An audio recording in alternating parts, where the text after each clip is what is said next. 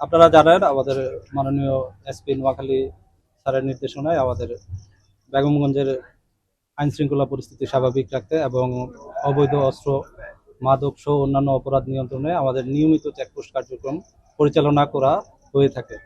এই কার্যক্রমের অংশ হিসেবে আজকে বিকাল 5টা থেকে আমরা বেগমগঞ্জ থানাধীন বাংলা বাজার এলাকায় চেকপোস্ট পরিচালনা করছিলাম। এই সময় আনুমানিক সন্ধ্যা 6:30টার দিকে গোপালপুরগামী ব্রিজের অপোজিটে রাস্তায় চেকপোস্ট পরিচালনাকালীন সময়ে আমাদের বেগমগঞ্জ মডেল থানার টিম একটি আনরেজিস্টার্ড মোটরসাইকেলকে সিগন্যাল দিলে সেই সিগন্যাল অমান্য করার চেষ্টা করে। পরবর্তীতে পুলিশ তাকে আটক করে। মোটরসাইকেল আরোহীর নাম ছিল আব্দুর রহিম। পরবর্তীতে তার দেহ তল্লাশিকালে তার কোমরের সামনে এবং পিছন হতে 3টি বিদেশি পিস্তল উদ্ধার করা হয়। তার বিদেশি পিস্তলের সাথে আরও 8 রাউন্ড গুলি এবং 3টি ম্যাগাজিন উদ্ধার করা হয়। আসামি আব্দুর রহিমের বাড়ি বেগমগঞ্জের গোপালপুরের বসন্তবাগ গ্রামে। এই বিষয়ে আমাদের আইনানুগ কার্যক্রম চলমান রয়েছে। আর অবৈধ অস্ত্র মাদক সহ অন্যান্য অপরাধ নিয়ন্ত্রণে আমাদের নিয়মিত চেকপোস্ট কার্যক্রম চলমান থাকে।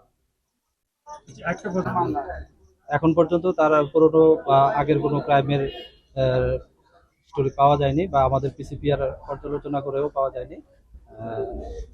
আমরা তার বিষয়ে সে কোন উদ্দেশ্যে এবং কোথা থেকে এই অস্ত্র নিয়ে আসছে এবং কি কাজে নিয়ে আসছে সেটার জন্য আমাদের জিজ্ঞাসাবাদ চলমান রয়েছে। তদন্ত শেষে আমরা এই বিষয়ে বিস্তারিত বলতে পারবো।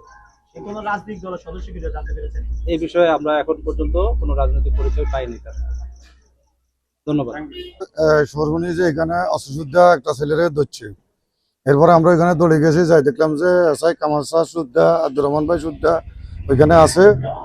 এই ছেলেটা 3টা অস্ত্র নিয়ে লোড 3টা অস্ত্র নিয়ে ঘুরতে আছে। এর লগে আরো 2টা ছিল, পিছন থেকে জানি রেস করছে, পিছন থেকে ভুন্ডা ঘুরাই এই এক বালির ভিতরের দিকে ঢুকে গেছে। ওদেরকে এরা পায় নাই। এরপরে ঘটনাস্থলে অনেক পাবলিকে দেখছে। এর বাড়ি হলো এই যে গোপালপুর ইউনিয়ন, বসন্তরবাগ গোপালপুর ইউনিয়ন। এদের কামে হইলো সন্ত্রাসী, মানুষ মারা। এরা এক গ্রুপ আছে, এদের কাজে হইলো কন্টাকে মানুষ মারা, অমুকরে মারা তমুকরে মারা। এদের কথা যারা না শুনবো এরা এইগুলোই করে।